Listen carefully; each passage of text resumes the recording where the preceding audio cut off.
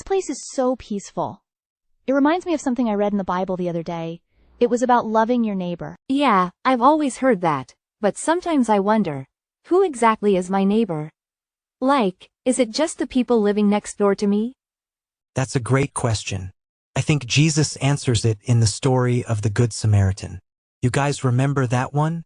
It's in Luke 10 verses 25 to 37. Oh yeah. A man asks Jesus, "Who is my neighbor?" And Jesus tells the story of a Jewish man who was robbed and left on the road. A priest and a Levite saw him but ignored him. Then a Samaritan, someone who wasn't even supposed to like Jews, helped him. Right, the Samaritan took care of the guy, paid for his medical needs, and made sure he was safe.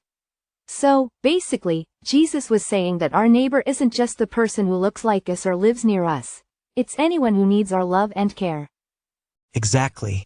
Could be someone in another country, a stranger, or even someone we don't naturally get along with. I think loving your neighbor means showing kindness and compassion to everyone, just like God shows us. That makes sense. But why is loving our neighbors so important? I mean, besides it being a nice thing to do. Well, Jesus said it's the second greatest commandment, right after loving God.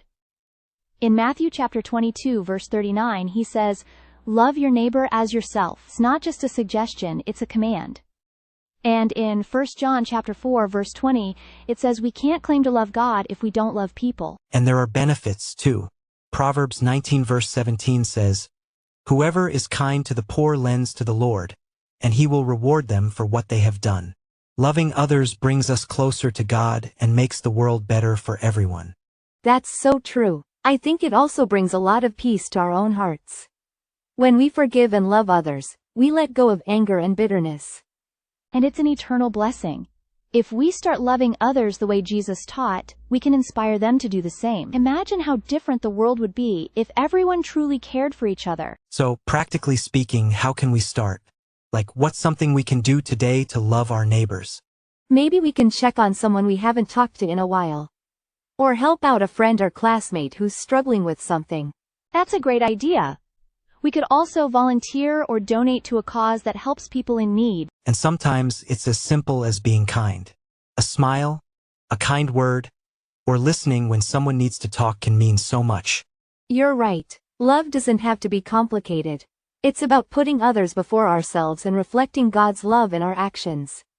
It's amazing to think that every small act of love brings us closer to God's vision for humanity. Let's make a pact to love our neighbors, starting now. Deal. Let's make it our mission to be good Samaritans every day. Deal. I like that. Here's to loving our neighbors and making the world brighter, just like Jesus. Thank you for watching. Don't forget to subscribe, like and share. Be blessed.